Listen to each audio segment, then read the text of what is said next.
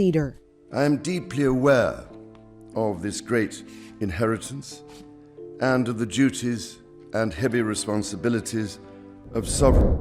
At exactly 6:51 this morning, December 2nd, 2025, King Charles released a statement so cold and final that even veteran royal correspondents felt their breath catch. The future of Queen Camilla has been determined, and the decision is irreversible. Within seconds, the announcement spread across every major network from London to Los Angeles, leaving millions stunned by its brutal clarity. What happened behind palace walls to force a king to make such a devastating choice about his own wife? The morning that changed everything. The darkness had barely lifted over Buckingham Palace when the statement dropped. At 6:51 in the morning on Tuesday, December 2nd, 2025, a notification pinged across royal correspondent devices with an urgency that made seasoned journalists sit up straight in bed.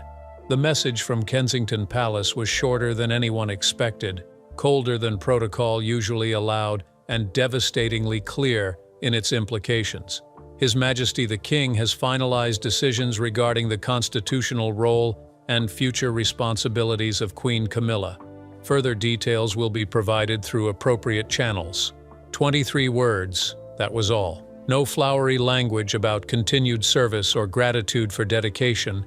No mention of health or personal circumstances that might soften the blow. Just a clinical declaration that something fundamental had shifted inside the monarchy, and whatever had been decided about Camilla carried weight far beyond normal royal announcements. Across Britain, early risers checking their phones before the morning commute felt an immediate jolt of recognition. This was serious. A shopkeeper in Manchester stared at his screen and whispered to his wife, "They've done something to Camilla." A nurse finishing a night shift in Cardiff stopped mid-step, rereading the statement 3 times as if the words might rearrange themselves into something less ominous. In Edinburgh, a retired teacher getting ready for her morning walk felt her stomach tighten with an old familiar dread, the same feeling she'd had decades ago when news broke about Diana. The statement hit American networks within 90 seconds. CNN interrupted its early programming with a breaking banner that scrolled urgently across screens still glowing in the pre-dawn darkness of the East Coast. A tragic announcement from King Charles about Queen Camilla shocks the world. Anchors stumbled slightly over their words, caught off guard by the timing and the tone. This wasn't the usual carefully choreographed royal update released at a civilized midday hour. This felt like something that couldn't wait. Something that had to be said before anyone could stop it.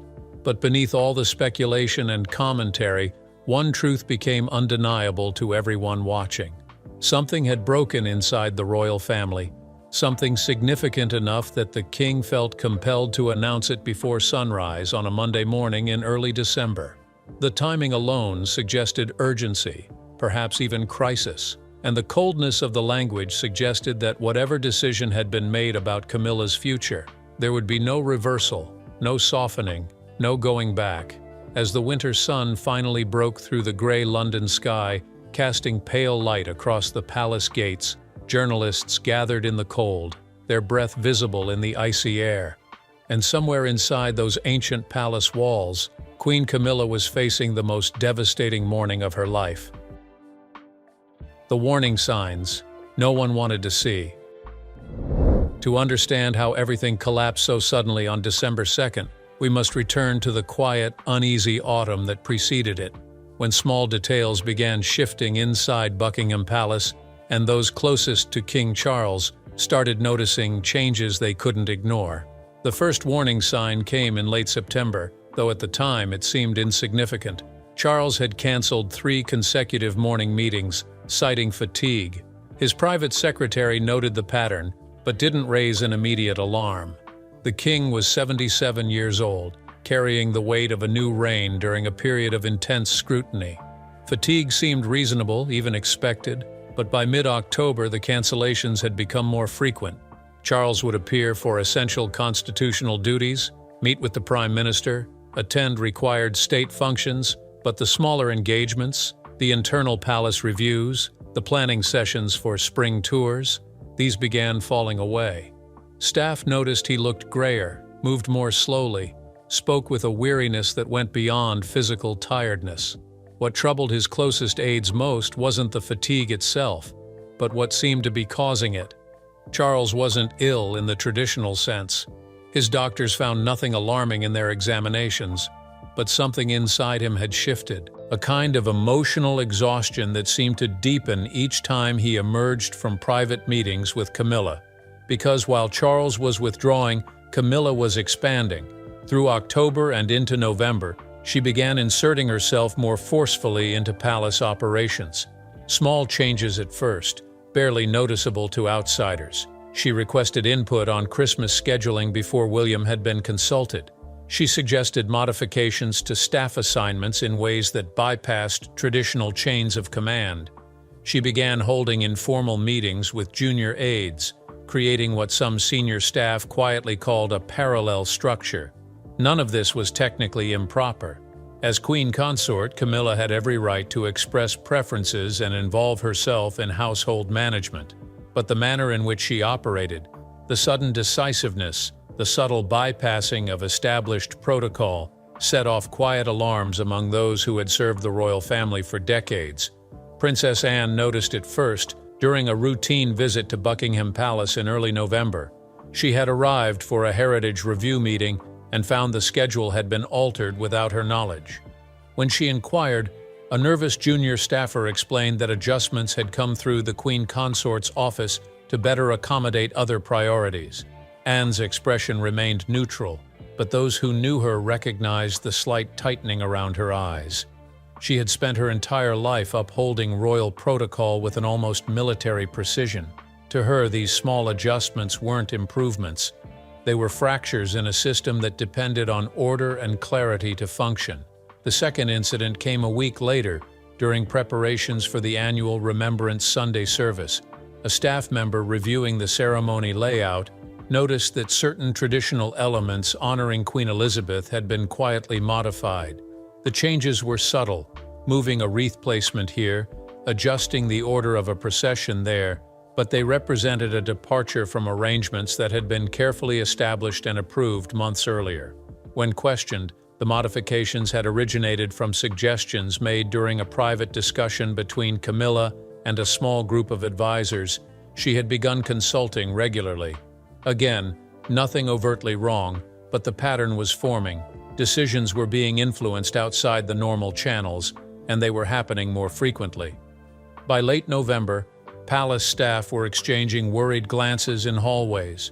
One senior footman, who had served the family since the days of Queen Elizabeth, confided to a colleague that the atmosphere felt reminiscent of difficult periods in the past, times when competing power centers inside the palace created tension that eventually spilled into public view. Catherine, Princess of Wales, picked up on the shift during a planning session for her early childhood initiative. She had been reviewing a proposal when a communications officer mentioned that certain messaging had been adjusted to align with broader palace priorities.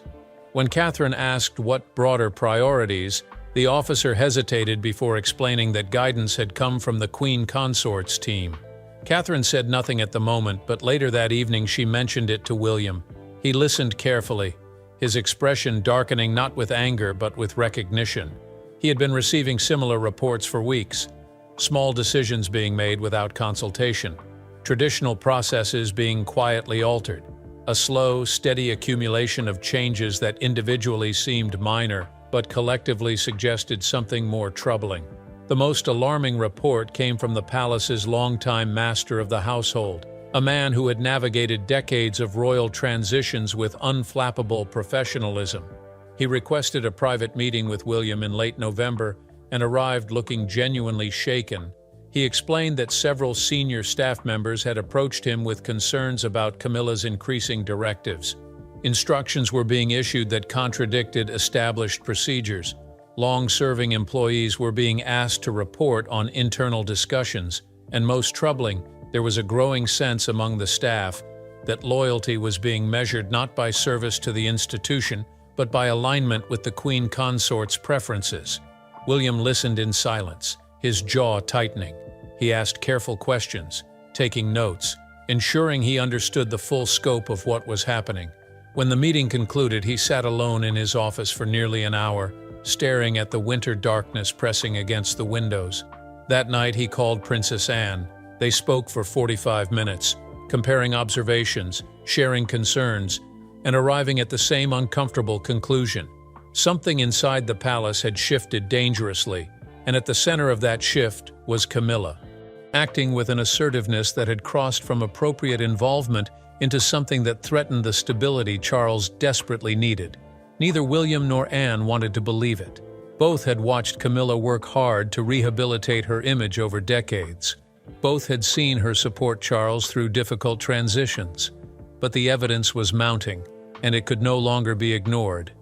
The pressure building behind closed doors had reached a critical point, and the king, caught between love for his wife and responsibility to the crown, was beginning to fracture under the weight of an impossible choice. When the cracks started showing, the breaking point began forming during what should have been a routine meeting about Christmas arrangements, but inside the morning room at Buckingham Palace on November 26th, the careful control everyone had been maintaining finally started to slip. William had arrived early, carrying a folder prepared by his team at Kensington Palace. The Christmas schedule was significant this year, the first full holiday season under Charles's reign, and William understood it needed to reflect both tradition and the modernization the monarchy desperately required. He had consulted with Catherine, reviewed precedents from Queen Elizabeth's era, and prepared suggestions he believed honored the past while acknowledging present realities.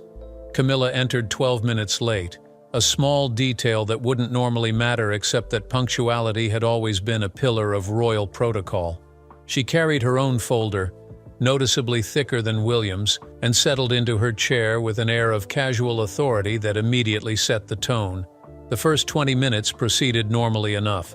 Discussions about Sandringham logistics, service times, family gathering arrangements. But when the conversation shifted to the public-facing elements, the televised Christmas message, and the symbolic gestures that would be analyzed across the world, the tension erupted. William suggested maintaining the traditional format Charles had used the previous year, a format that had been well received and carefully balanced references to Queen Elizabeth, acknowledged Diana's legacy, and positioned the monarchy as a stabilizing force during uncertain times. Camilla disagreed, immediately and firmly. She believed the message should shift focus, emphasizing the new era more boldly, highlighting the initiatives she had championed, and reducing what she called backward-looking references that kept the monarchy tethered to grief rather than moving it toward renewal. The disagreement wasn't loud. Royal training runs deep, and both William and Camilla maintained careful composure, but the staff present felt the temperature in the room drop. This wasn't a policy discussion between colleagues. This was a fundamental clash over who held the authority to define the monarchy's direction. William, keeping his voice measured, pointed out that public sentiment data showed audiences, particularly older viewers in both the UK and United States, valued continuity during the holidays. They wanted to feel connected to the traditions Queen Elizabeth had embodied. Removing those references too quickly risked alienating the very people whose support the crown still needed. Camilla's response cut through the diplomatic phrasing. "We cannot rebuild while constantly looking backward," she said. "The institution needs courage, not nostalgia." It was the word courage that landed wrong. The implication, barely concealed, was that maintaining tradition equated to cowardice, and that Charles's careful approach had been too cautious, too deferential to the past. William's expression remained neutral, but those who knew him recognized the slight shift in his posture, the barely perceptible straightening of his shoulders. He didn't respond directly to Camilla's comment. Instead, he redirected the conversation to a different but equally explosive topic: the upcoming memorial service for Queen Elizabeth's second anniversary. The service had been planned months earlier with input from Anne, William, and palace historians. Every element had been carefully calibrated to honor Elizabeth's 70-year reign while acknowledging the transition to Charles's leadership, the order of tributes, the selection of music, the symbolic gestures woven throughout. All of it had been approved and finalized. But Camilla had thoughts, substantial ones. She believed certain elements should be reconsidered. Specifically, she felt the service placed too much emphasis on the past reign and not enough on the continuity Charles represented. She had prepared alternative suggestions, and she expected them to be seriously considered despite the lateness of the proposal. William, his patience thinning, asked directly whether she was suggesting changes to arrangements that had already been approved by the king. Camilla's answer was careful but clear. She believed Charles would be open to refinements if they were presented properly, and she intended to discuss them with him privately. That phrase, discussing them with him privately, crystallized everything that had been building over the autumn. It wasn't that Camilla was offering suggestions. It was that she had established a pattern of going around the formal structures, using her intimate access to Charles to influence decisions that should have been made through proper channels. The meeting concluded with cold formality. No resolution, no agreement, just an understanding that the conflict had been named and could no longer be ignored. But the real crisis came 2 days later, on November 28th, when Princess Anne received a disturbing report from the master of the household. Staff preparing the memorial service discovered that several modifications had been quietly implemented without authorization. A wreath placement had been moved, the order of photographic tributes had been altered, and most significantly, a section of the service highlighting Elizabeth's bond with Philip had been shortened to make room for a segment about Charles and Camilla's partnership. Anne didn't call first. She walked directly to Buckingham Palace and requested an immediate audience with Charles. The king, looking tired and drawn, met her in the blue drawing room. Anne didn't soften her words. "Camilla has overstepped," she said, "and if you cannot see it, the institution will pay the price." Charles tried to defend his wife, suggesting the changes were minor, that Camilla was simply trying to help, that the staff might have misunderstood her intentions. Anne cut him off. "This isn't about intentions.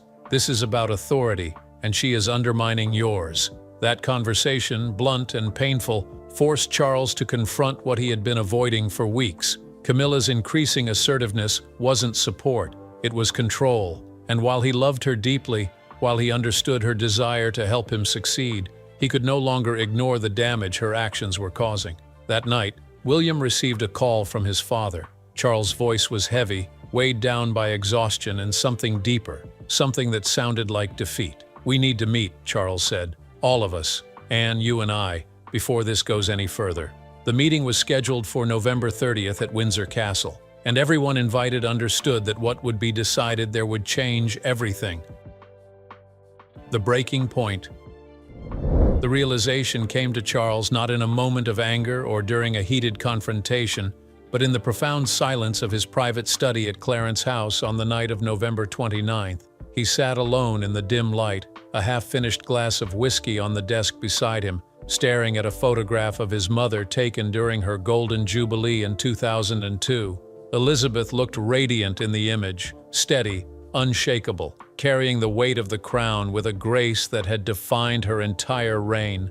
Charles had spent his whole life in her shadow, preparing for a role he sometimes feared he would never truly fill. And now, barely 2 years into his own reign, he felt that fear crystallizing into something worse, the recognition that he might be failing in ways his mother never had.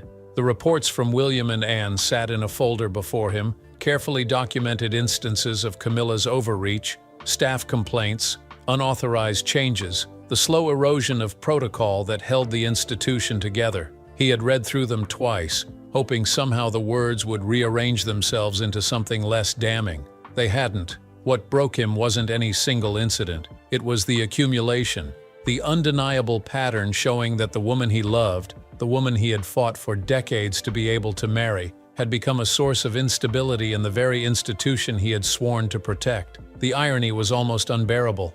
He had waited so long to make Camilla his queen, and now her presence in that role was threatening everything he had inherited. Charles knew what his mother would have done.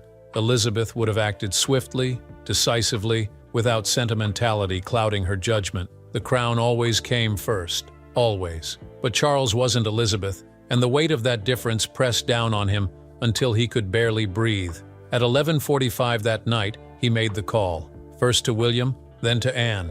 The meeting would happen the following morning, November 30th, at Windsor Castle in the Oak Room, a space far enough from the main palace operations to ensure absolute privacy. When William arrived just after 7 in the morning, he found his father already there, looking as though he hadn't slept at all. Anne appeared 10 minutes later, her expression grave but composed. She had been through enough crises in her 74 years to recognize when something irreversible was about to occur. Charles spoke first, his voice rough with exhaustion, explaining that what they discussed had to stay between them until he decided otherwise. William and Anne nodded. No recording devices, no aides taking notes, just 3 members of the royal family facing a decision that would reshape all their futures. Charles laid out what he had come to understand over the sleepless night. Camilla's increasing control over palace operations had created fractures that could no longer be ignored. Staff morale was deteriorating, traditional protocols were being undermined, and most critically, the public perception both in Britain and internationally was beginning to shift, not toward acceptance of Camilla, but toward suspicion about her influence over the king. He acknowledged that Camilla believed she was helping him, and perhaps in her mind she was, but the institution could not function this way. Anne leaned forward, her voice firm but not unkind, pointing out that the question wasn't whether Camilla meant well, but whether Charles could lead effectively while she continued operating as she had been. William added carefully that the monarchy survived the abdication crisis in 1936 because Charles's grandfather chose the crown over personal desire, and that decision defined the family for generations. The comparison to Edward VIII hung in the air, uncomfortable but impossible to dismiss. Charles had spent his entire life believing he could have both Camilla and the crown. But sitting in that oak-paneled room with winter light streaming through the tall windows, he finally understood that the choice his great-uncle had faced wasn't as distant as he'd always believed. The meeting lasted 3 hours. Options were discussed, each more painful than the last. Camilla could step back voluntarily from certain duties. She could be quietly restricted in her access to palace operations. Or the most drastic option, her role could be formally redefined in a way that made clear she was consort in name only, with no constitutional authority or operational influence. It was Anne who finally voiced what all 3 of them knew, that half measures would only prolong the crisis, and if Charles acted, he must act completely. Charles closed his eyes. When he opened them again, something in his expression had hardened. He needed to speak with Camilla first. The meeting concluded with an agreement. Charles would have 24 hours to inform Camilla of the decision. If she reacted badly, if she attempted to circumvent or undermine what was about to happen, the announcement would be made immediately. If she accepted it with dignity, they would allow a brief transition period. But the decision itself was final. Back at Buckingham Palace, Camilla had spent the morning increasingly unsettled. Charles had left before dawn without explanation. William and Anne had both been unreachable. Even trusted staff members seemed evasive when she asked questions. By early afternoon, she knew something was wrong. When Charles returned to the palace at 3:30 that afternoon, he found her waiting in the blue drawing room. The winter sun slanted through the windows, casting long shadows across the Persian carpet. She stood when he entered, and the look on his face told her everything she needed to know before he spoke a single word. He said they needed to talk, and his voice carried a finality that made her breath catch. Camilla responded that they had turned him against her, not as an accusation but as a statement of fact. Charles shook his head slowly, explaining that no one had turned him against her, but he could no longer ignore what was happening. What followed was not a fight. There was no shouting, no dramatic accusations. Instead, it was something sadder, a quiet dismantling of the partnership they had built over decades. Charles explained the concerns, the documented instances, the staff complaints, the erosion of protocol. He spoke carefully, trying to make her understand that this wasn't about love or loyalty, but about institutional survival. Camilla listened with a strange stillness, her face carefully composed. When he finished, she asked only one question: whether there was any way to undo this. Charles met her eyes, and the pain in his expression answered before his words did. There was no way back. The moment stretched between them, heavy with everything they had endured together and everything they were about to lose. Finally, Camilla nodded once, a small, sharp movement that signaled acceptance, if not agreement. She asked when the announcement would come. Charles told her it would be made the following morning at 6:51. She turned away from him then, walking to the window to stare out at the palace gardens where frost clung to bare branches. She said softly that this would destroy her. Charles replied that he knew, and his voice broke slightly on those two words. That night, Charles sat alone in his study once more, the announcement drafted and approved, the palace machinery already moving into position. At 2 in the morning, he picked up a pen and wrote a single line at the bottom of his private copy. "Forgive me." But he didn't specify whether he was asking forgiveness from Camilla, from the crown, or from himself. The announcement and immediate fallout. The statement released at 6:51 on the morning of December 2, 2025, contained exactly 73 words. Each one had been chosen with excruciating care, reviewed by constitutional experts, communications strategists, and legal advisors. The final version was clinical in its precision, devastating in its implications. His Majesty the King announces that effective immediately, the constitutional and ceremonial role of the Queen Consort will be restructured to reflect a more limited scope of responsibilities. This decision, made after careful consideration and in consultation with senior members of the royal family, ensures the continued stability and effective operation of the crown. Her Majesty will retain her title, but will step back from active participation in palace operations and public-facing constitutional duties. 73 words that shattered a marriage, redefined a monarchy, and sent shockwaves across the world. Camilla read the statement on her phone at 6:53, sitting alone in her private sitting room at Clarence House. She had known it was coming, Charles had warned her, but seeing the words in official palace formatting, released to the world without ceremony or softening, struck her like a physical blow. Her hands began to shake. Not dramatically, just a slight tremor that made the phone screen blur. She read the statement 3 times, focusing on different phrases each time: restructured, limited scope, step back. Each word a small knife cutting away pieces of the identity she had spent decades building. The most painful phrase was in consultation with senior members of the royal family. That meant William, that meant Anne, that meant she had been discussed, evaluated, and ultimately rejected by the very people she had tried so hard to work alongside. She set the phone down carefully on the side table and walked to the window. Outside, London was just beginning to wake, pale light spreading across the city. She wondered how many people were reading those same 73 words right now. How many were dissecting them, interpreting them, celebrating or mourning what they represented. A soft knock sounded at the door. Her private secretary entered hesitantly, her face etched with concern, explaining that the palace press office was receiving inquiries and would need guidance on how to respond.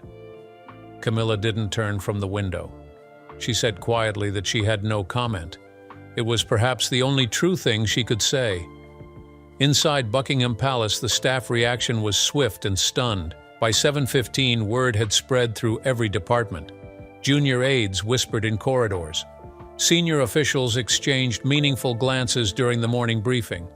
The master of the household, who had served through 4 reigns, stood in his office holding the printed statement and murmured to himself that he never thought he would see this. What shocked the staff most wasn't the decision itself. Many had anticipated some kind of intervention, but the directness of the language. The palace typically wrapped difficult announcements in layers of diplomatic phrasing, creating plausible alternative interpretations. This statement offered none of that protection. It was blunt, clear, and unmistakably final. One long-serving footman, who had worked at the palace since 1998, told a colleague that this was the kind of language they used when they removed Prince Andrew, and when the palace speaks this plainly, there is no coming back. By 7:30, the international media explosion was in full force. BBC interrupted regular programming with a special report. Sky News brought in constitutional experts who struggled to find historical precedents. ITV replayed the statement multiple times, with anchors emphasizing different phrases, trying to decode every possible implication. The reaction in Britain was complex, layered with decades of ambivalence about Camilla. But as the winter day progressed and the story continued dominating headlines across the world, one question began surfacing repeatedly in both British and American coverage. What happens to Camilla now? The statement had removed her authority, but left her title intact. She was still technically queen consort, but a queen with no power, no role, no purpose within the institution she had fought so hard to join. It was a liminal state, neither fully in nor completely out, and everyone watching understood that such positions rarely remained stable for long. Camilla's collapse. The breakdown began quietly, almost imperceptibly, in the early afternoon of December 2nd, when Camilla finally left her sitting room and walked slowly through the private apartments at Clarence House. Each step felt heavier than the last, as though gravity itself had intensified, pulling her down toward some invisible breaking point she could no longer avoid. She made it as far as the corridor leading to the bedroom she had shared with Charles for nearly 2 decades before her legs simply stopped working. Not dramatically, not with a theatrical stumble, but with a quiet failure of will that left her standing motionless in the dimly lit hallway, one hand pressed against the wallpaper for support. A maid turning the corner found her there 10 minutes later, still frozen in place, staring at nothing. The young woman hesitated, uncertain whether to approach or retreat, before softly asking if Her Majesty needed assistance. Camilla turned her head slowly, and the maid later told colleagues that what she saw in the queen consort's face frightened her more than any anger or tears could have. It was emptiness, a hollow exhaustion that suggested something fundamental inside had simply given up. She told the maid she was fine, though her voice came out strange and distant, belonging to someone else entirely. The maid withdrew quickly, and within 20 minutes every staff member in Clarence House knew that something was terribly wrong. By 3 in the afternoon, Camilla had retreated to the bedroom and locked the door. She sat on the edge of the bed, still fully dressed, staring at her phone with a kind of numb fascination. 27 missed calls, 43 text messages, emails flooding in faster than she could count. All of it sympathy, outrage, confusion, people wanting answers she didn't have or offering support she couldn't accept. She scrolled through the messages without reading them properly, words blurring together into meaningless noise. Then she stopped on a text from her son Tom, sent at 8:30 that morning. "Mum, please call when you can. We're worried." Her hand trembled as she pressed his number. The call connected on the second ring, and hearing his voice, concerned and gentle, shattered the fragile control she'd been clinging to all day.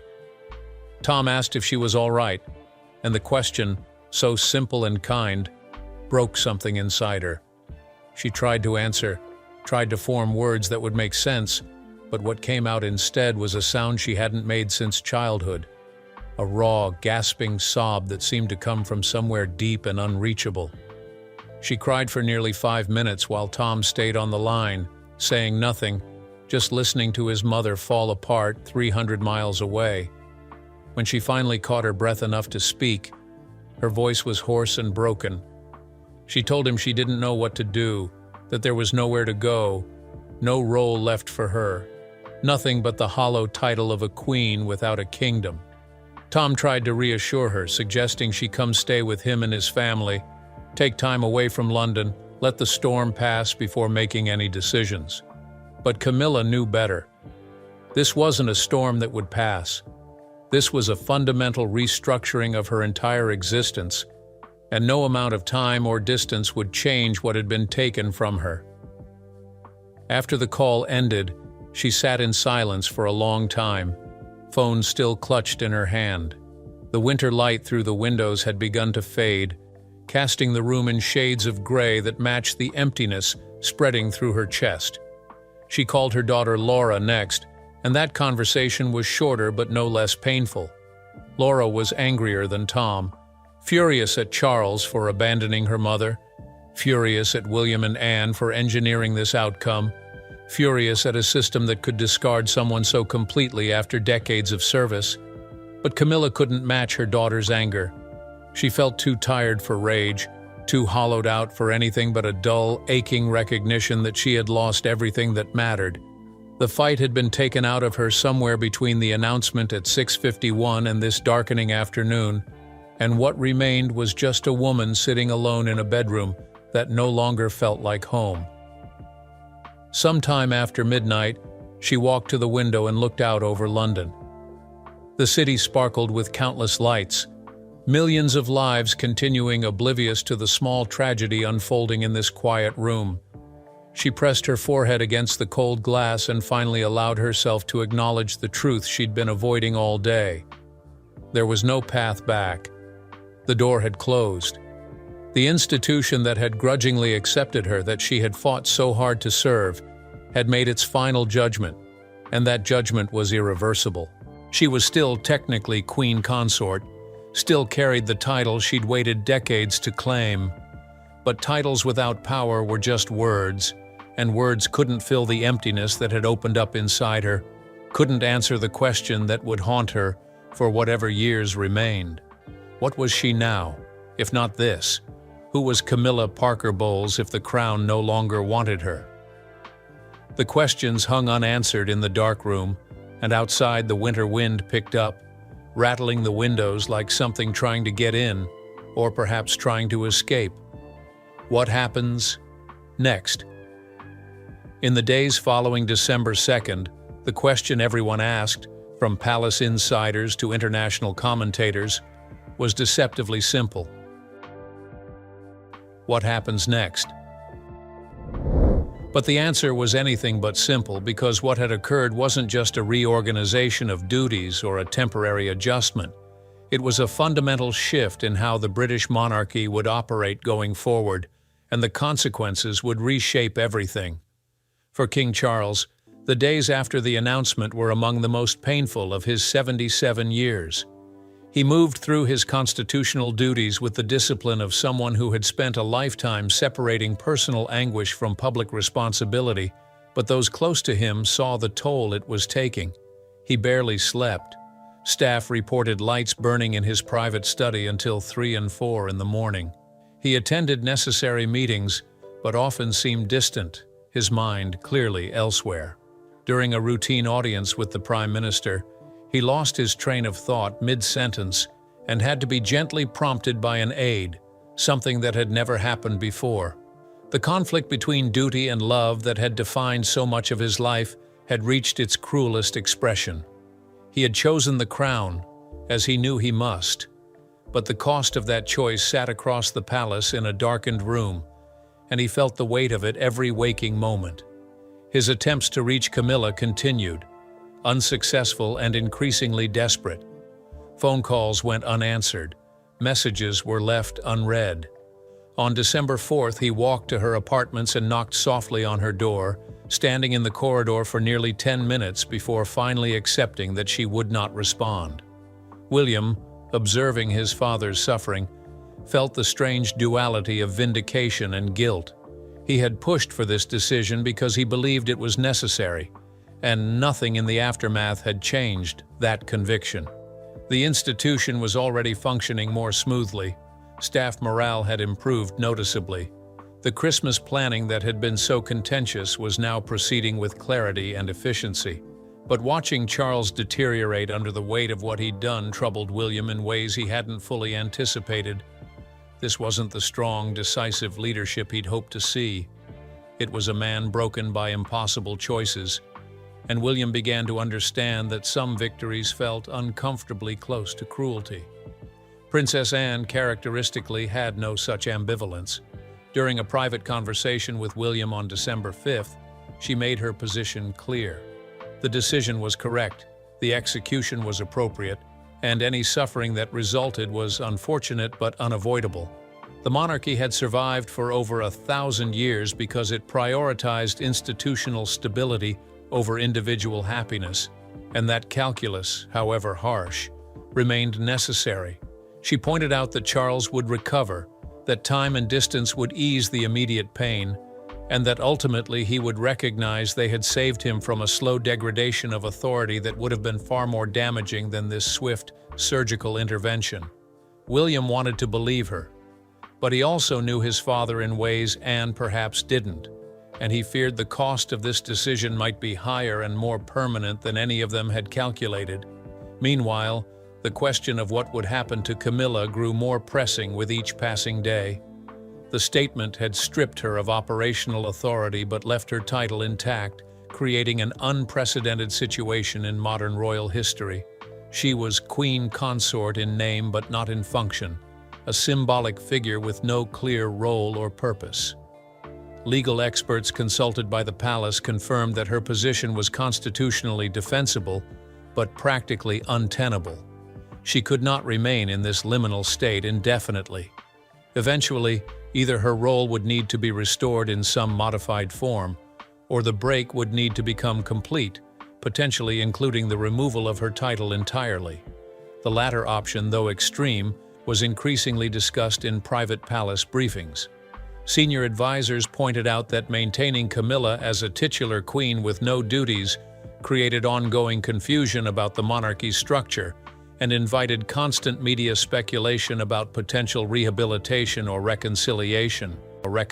William and Anne both favored a clean break, though they disagreed on timing. Anne believed it should happen quickly before public sympathy for Camilla could build into pressure for reversal.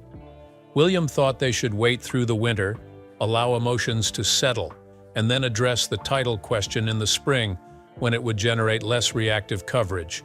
Charles refused to discuss it at all. When William raised the topic on December 7th, his father cut him off with a sharpness that was completely uncharacteristic. He had made the decision they demanded of him. He had sacrificed his partnership for the institution, but he would not, could not, consider stripping Camilla of the title she had earned through decades of service and suffering. The conversation ended badly, with William leaving frustrated and Charles sitting alone in his study, staring at the same photograph of his mother that had haunted him since this crisis began. As December progressed, the permanent shift in the monarchy's structure became increasingly apparent. The Christmas message was being drafted with no input from Camilla.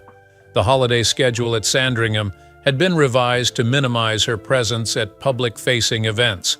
Even the seating arrangements for the family gathering had been quietly adjusted to reflect her diminished status. Palace operations that had been sources of tension throughout the autumn now proceeded with smooth efficiency. Catherine took on coordinating roles that previously would have included Camilla's input. Anne's influence in ceremonial planning increased noticeably, and William emerged more clearly than ever as the power center around which future planning revolved. The modernization Charles had promised when he took the throne was happening, but not in the way he'd envisioned. It was happening around him and sometimes despite him, driven by a younger generation that had concluded sentiment could no longer guide institutional decision-making. For Camilla, the options going forward were limited and painful. She could maintain her current position, living in a kind of royal exile, present but powerless, a ghost haunting the edges of the institution. She could withdraw entirely, leaving London for a quieter life away from the scrutiny and the memories. Or she could attempt some form of rehabilitation, though no one inside the palace believed that path was truly available anymore. Her children urged her to leave, to choose dignity and distance over the slow humiliation of remaining in a role that had been emptied of meaning. But Camilla seemed unable to make that choice, paralyzed by the magnitude of what abandoning her title would represent.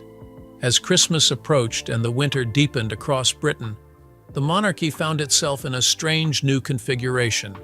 What no one knew yet, as December moved toward its darkest days, was whether the institution they had fought so hard to protect would ultimately be strengthened or hollowed out by the choices made in these cold, unforgiving weeks.